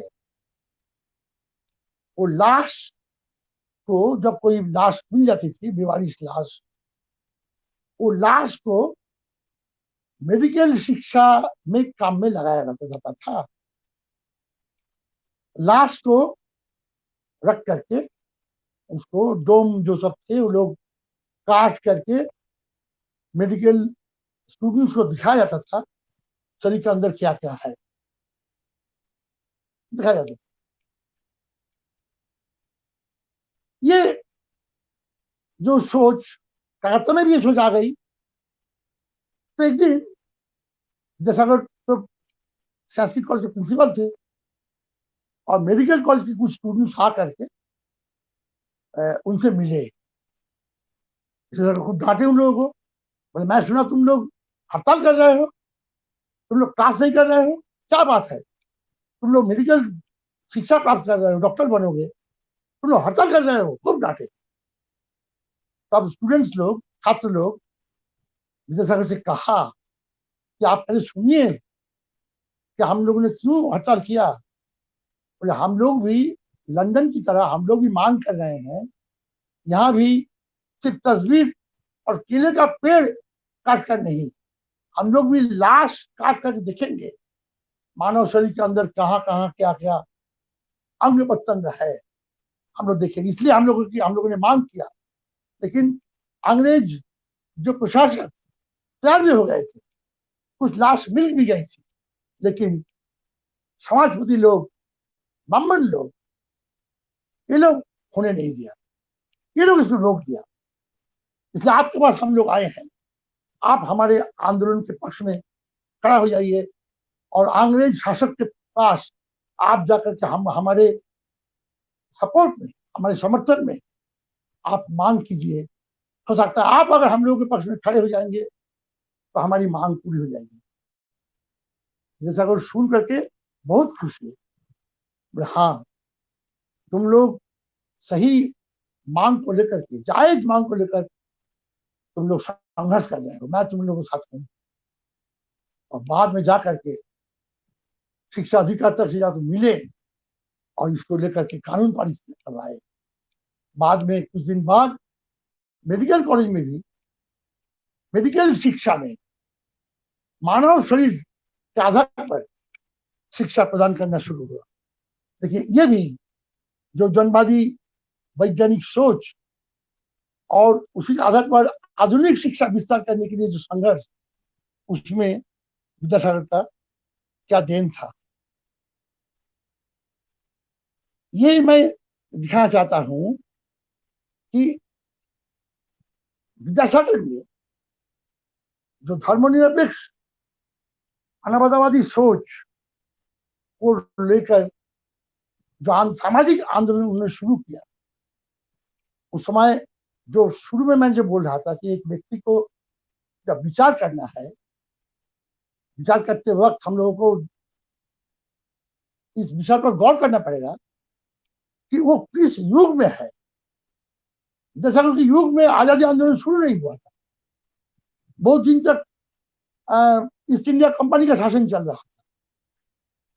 1857 में गदर हुआ, सिपाही विद्रोह हुआ, उसके बाद अंग्रेजी शासन पूरे हिंदुस्तान में कायम हुआ। ये स्थिति थी। आजादी आंदोलन, जनवादी आंदोलन, जनतांत्रिक शासन, आजाद हिंदुस्तान, राष्ट्रीयता बोध, ये सब सोच नहीं आया। लेकिन विद्यासागर के अंदर ये जो माने गुलामी की जो सोच, गुलामी की सोच के खिलाफ उनकी जो संस्कृति काम करती थी, उनके जीवन की बहुत सारी घटनाएं हैं, उन घटना से पता चलता है। एक दिन उनको एक दिन हिंदू कॉलेज के प्रिंसिपल एक अंग्रेज थे, कार साहेब, उन्होंने उनको बुलाया विद्यासागर। विद्यासागर उनके रूम में जाकर के मिले, देखे वो अंग्रेज जो कार साहब थे वो कुर्सी पर बैठ करके पैर एकदम जूता के साथ टेबल पर रख करके चुल पी रहे हैं। और उसी स्थिति में विद्यासागर उस समय नामी व्यक्ति थे, संस्कृत कॉलेज के प्रिंसिपल थे, बहुत ही नामी व्यक्ति थे, सब लोग उनको सम्मान करते थे, अंग्रेज लोग भी उनको खूब सम्मान करते थे। तो कार साहब उनको इस ढंग से उनसे बात किया, ऐसी मैंने बहुत ही अभद्र तरीके से। तो कुछ दिन बाद वही कार साहब संस्कृत कॉलेज में आकर के विद्यासागर के साथ मिलने के लिए आई, कुछ बात करने के लिए। विद्यासागर वो आकर के देखे, विद्यासागर भी उसी तरीके से, उनको चप्पल पहनते थे, धोती पहनते थे, चप्पल के साथ वो मेज पर, टेबल पर पैर उठा दिया और हुक्का पी रहे थे और उनसे मिले। तो वो उस समय जो शिक्षण विभाग का जो अधिकारी थे, मोइट, जो विद्यासागर को सम्मान करते थे विद्यासागर को, वो मोइट साहब के पास उन्होंने शिकायत किया, देखो विद्यासागर कितनी अभद्र तरीके से मेरे साथ बर्ताव किया। तब मोइट विद्यासागर से पूछा क्या बात है। तब विद्यासागर ने कहा, तुम लोग अंग्रेज लोग इंग्लैंड से आए हो, अब मांग करते हो कि यहाँ के सब जंगली लोग हैं, कोई शिक्षा दीक्षा कुछ नहीं है, तुम लोग यहाँ हम लोगों को शिक्षा प्रदान करने के लिए आए हो, तुम लोग यही मांग करते हो। और तुम्हारे टीचर जो हमको बुलाए थे और इस तरीके से जूता उठा करके मेरे साथ बात कर रहे थे, तो मैंने भी उनसे सीखा, अंग्रेज है, इंग्लैंड से आए हैं, शायद बात करने का ही भद्र तरीका है, इसलिए मैं तो जंगली हूँ, मैं उनसे सीखा, मैं उनको उसी तरीके से उनके साथ जवाब दिया। तब मैं साहब बात को समझ गए, तब वो बात को सुलझाया। तो ये इस तरीके से उनके अंदर भी उस जमाने में आजादी आंदोलन की शुरुआत नहीं हुई, लेकिन यहाँ जो अंग्रेज शासक है, विदेशी शासक है और हिंदुस्तान के लोग गुलाम है, ये सोच उनके अंदर आ गई। जो जानते थे जब तक हिंदुस्तान के लोग यही हिंदू धर्म, ब्राह्मण्यवादी धर्म के जो रूढ़िवादी सोच, जातिवादी सोच से परे उठ करके वैज्ञानिक सोच के आधार पर संघर्ष नहीं करेंगे, तब तक वो संस्कृति से ये लोग लैस नहीं होंगे, मानवतावादी सोच से, तब तक आजादी आंदोलन की शुरुआत भी संभव नहीं।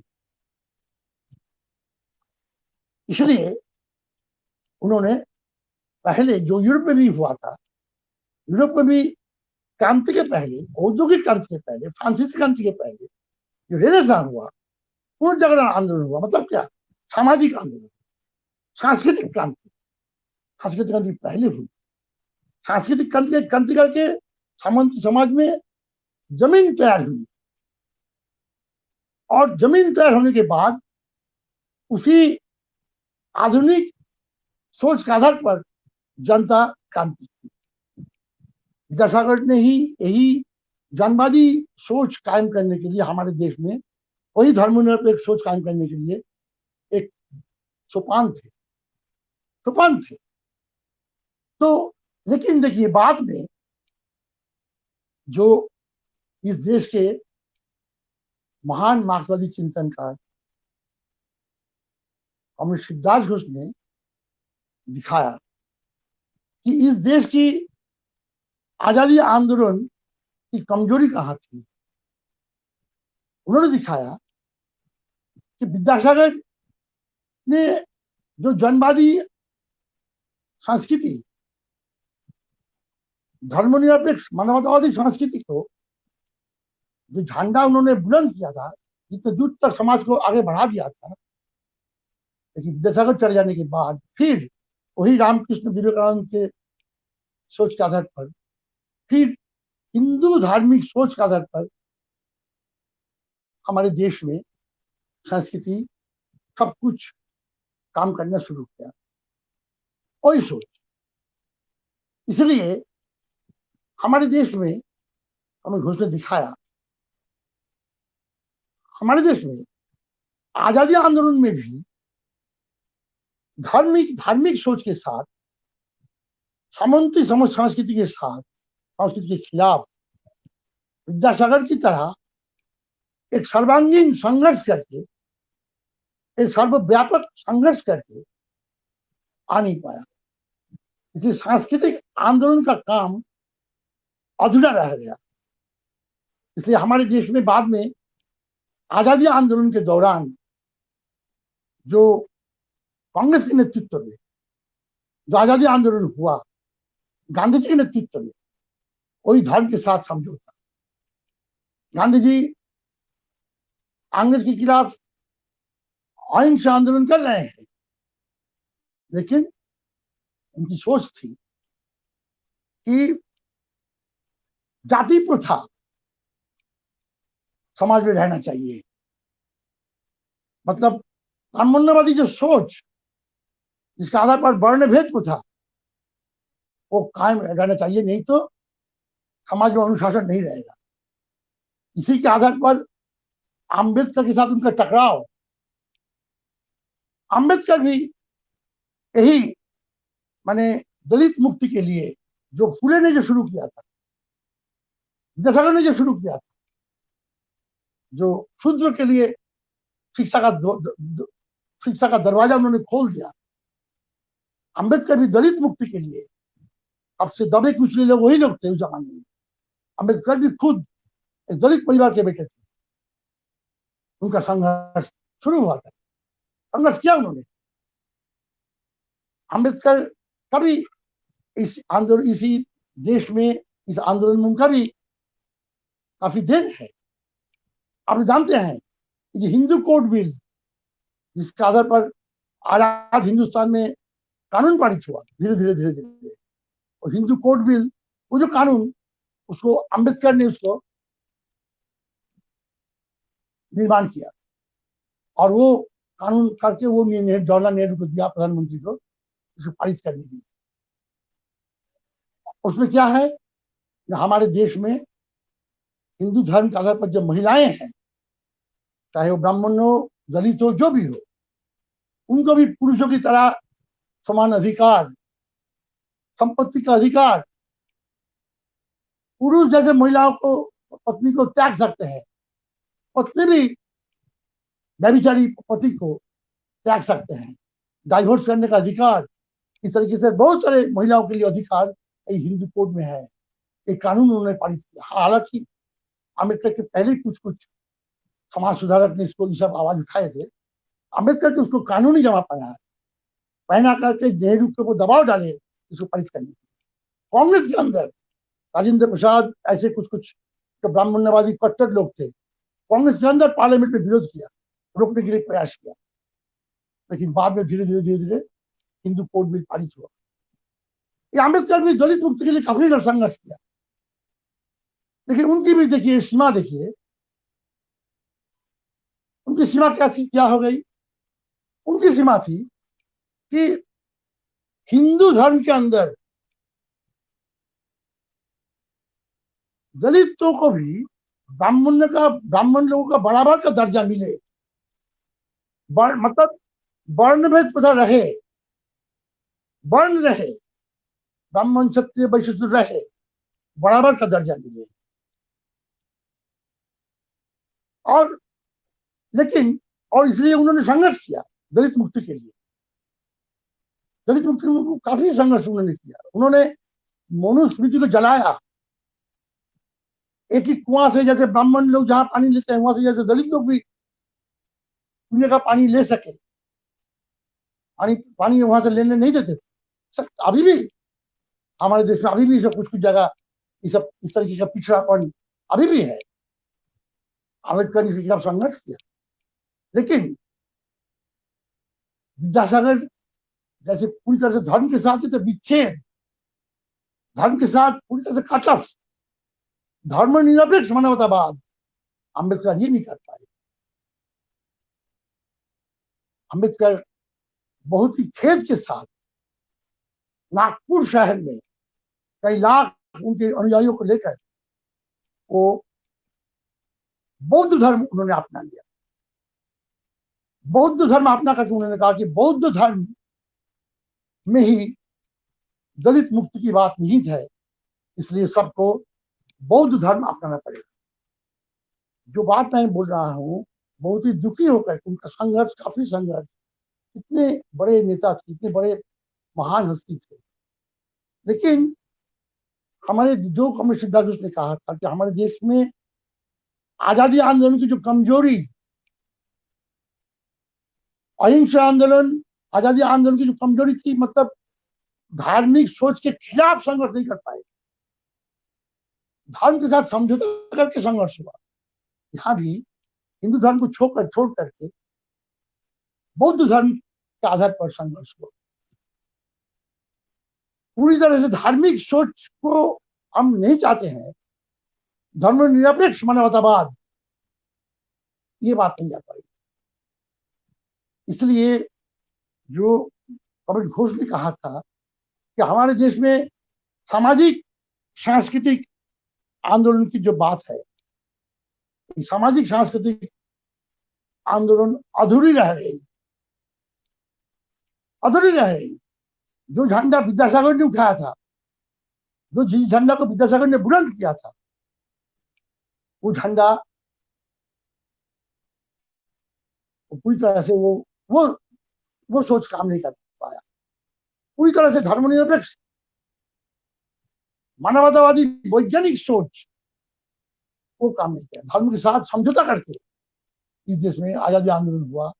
इसलिए आज भी हमारे देश में इतनी धार्मिक कट्टरता, सांप्रदायिक सोच, इस तरीके से हिंदू मुसलमान के बीच जो भेदभाव जानबूझकर बढ़ाया जा रहा है, जातिवादी सोच, ये सब अभी काम कर रहा है। अभी भी बहुत दूर तक छुआछूत काम करता है। अभी भी बहुत सारे मंदिर है जिस मंदिर में दलितों को प्रवेश करना मना है। अभी भी ये जो बात है, इसी के खिलाफ आज जो हम लोगों को जो समाजवादी क्रांति करनी है, हमें सिद्धार्थ घोष ने कहा, समाजवादी क्रांति करते हुए जो जनवादी क्रांति, मानवतावादी क्रांति, मानवतावादी आंदोलन का जो काम जो अभी भी अधूरा है, ये यही विद्यासागर का युग की जो मांग थी, धर्मनिरपेक्ष वैज्ञानिक चिंतन के आधार पर मानवतावाद, वही सोच को लेकर के वही मानवतावादी सोच कायम करने के लिए, वो अधूरा काम को पूरा करने के लिए हम लोगों को भी समाजवादी क्रांति करते हुए वो काम हम लोगों को पूरा करना पड़ेगा। यही बात हम लोगों को ध्यान देना पड़ेगा इस बात पर। इसलिए हम लोगों को जो कमल सिद्धार्थ ने दिखाया कि रेनेसां पुनर्जागरण की जो समय था, उस समय की जो सोच, उस समय के जो विचार, उसके साथ ये जो मतलब जितने दूर तक धर्मनिरपेक्ष मानवतावादी सोच समाज में काम कर रहा था, उसी सोच के साथ एक लगातारिता रखना पड़ेगा और रखते हुए उसके साथ विच्छेद भी है। उस जगह पर अगर हम रह जाएंगे तो होगा नहीं। उसके और आगे मजदूर वर्ग की संस्कृति, मजदूर वर्ग की संस्कृति को हम लोगों को अपनाना पड़ेगा। कम्युनिस्ट क्रांति की जो सोच, वो सोच को हम लोगों को अपनाना पड़ेगा। वैज्ञानिक धर्मनिरपेक्ष सोच,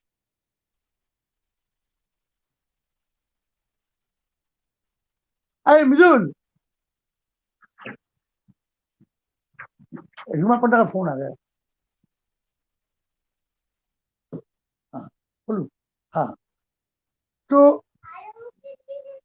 ये जो वैज्ञानिक धर्मनिरपेक्ष जो सोच, वही संस्कृति के साथ लगातारी से रखते हुए आज हम लोगों को और आगे जाना पड़ेगा और आगे बढ़ना पड़ेगा। तब हम समाजवादी क्रांति कर पाएंगे, तब हम आगे बढ़ पाएंगे। तब इसलिए सिद्धार्थ ने कहा लगातारिता भी है, ब्रेक भी है।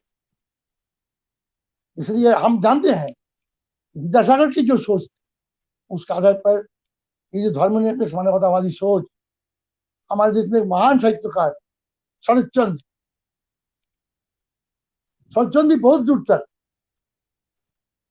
यही धर्मनिरपेक्ष मानवतावादी सोच के आधार पर उनका उपन्यास, कहानियां, यही सामंती संस्कृति, ब्राह्मण्यवादी जो अत्याचार, इसके खिलाफ उन्होंने आवाज उठाई थी। और राजनीतिक आंदोलन में बहुत देर बाद भगत सिंह राजनीतिक आंदोलन में पूरी तरह से यही धर्मनिरपेक्ष मानवतावादी सोच के आधार पर उन्होंने भी अपनी आवाज बुलंद की। उन्होंने सर ऊंचा करके, सीना तान करके बोले थे कि मैं नास्तिक हूं, बोल पाए थे, धर्म को मैं नहीं मानता हूं, ये बोल पाए। यही जो एक मजबूत आवाज, एक मजबूत आवाज की जरूरत है। इसलिए मैं कहूंगा आज छात्र नौजवान जो प्रगतिशील आंदोलन में शामिल है, इन लोगों को नवजागरण पुनर्जागरण आंदोलन की जो गैर समझौतावादी धारा, धर्मनिरपेक्ष मानवतावादी सोच, इसी सोच को आगे बढ़ाते हुए हम लोगों को और आगे बढ़ना पड़ेगा। तभी आज के दिन जो सामाजिक आंदोलन, सामाजिक क्रांति की जो जरूरत है, जो समाजवादी क्रांति करके पूंजीवादी समाज को उखाड़ फेंक करके जो शोषण विहीन समाज कायम करने के लिए जो सपना हम लोग देख रहे हैं, तभी वही सपना को हम पूरा कर पाएंगे। तभी कर पाएंगे अगर यही जो धर्मनिरपेक्ष मानवतावादी सोच की शुरुआत विद्यासागर ने की थी, वही सोच को आगे बढ़ाते हुए और आगे चलते हुए ही हम लोग ये काम को सफल कर पाएंगे। इतने ही कह करके विद्यासागर को लिए मेरे तरफ से प्रणाम, मेरे दिली श्रद्धा उनको अर्पित करते हुए मैं अपनी बात को विराम देता हूँ।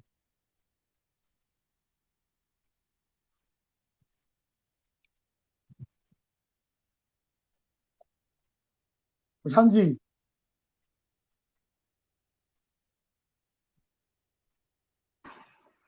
Thanks, Comrade Sapan Chatterjee, for your enlightening speech on a wider historical background and on a sound scientific philosophy.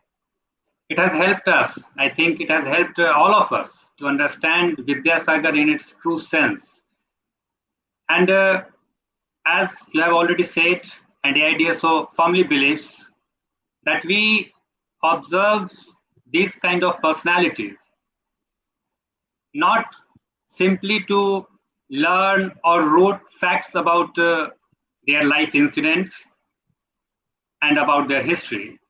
Rather, we always observe these personalities to understand, to acquire the character, to understand what kind of things we have to do today.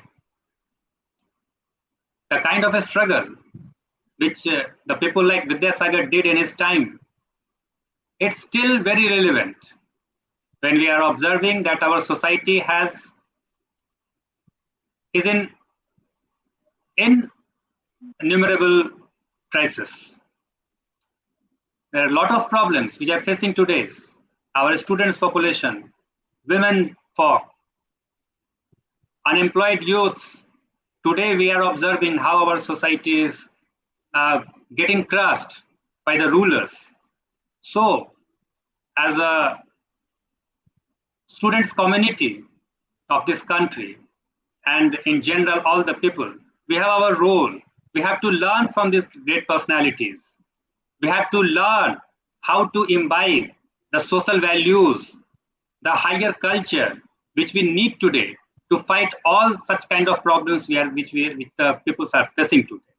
So AIDSO appeals everyone to understand these kind of great personalities like Vidyasagar, and unless a movement, a socio-cultural movement which will lead us, as already Comrade Swapan Chatterjee has said, that which will lead us to establish a new society, a new civilization, to bring revolution in our country. So lastly, it's an appeal that as the Students Pledge Facebook page is in continuation of such kind of lectures.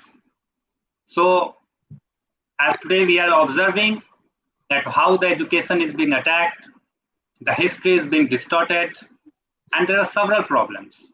So on the problems of distortion of medieval history, on coming 16th of July, a talk is being organized, the 12th lecture by the Ray of Hope. Mr. Ram Punyani, retired professor from IIT Mumbai, will be delivering his speech on this issue. So I will request all of the viewers to please join our next lecture on 16th of July at 7 p.m. And again, thanking Comrade Swapan Chatterjee to delivering his valuable speech. And definitely, we will be learning, we will be understanding, and we will be acquiring the lessons and the teachings from the great personality like Ishwar Chandra Vidyasagar. With these words, today I'm announcing the end of this lecture. Thank you.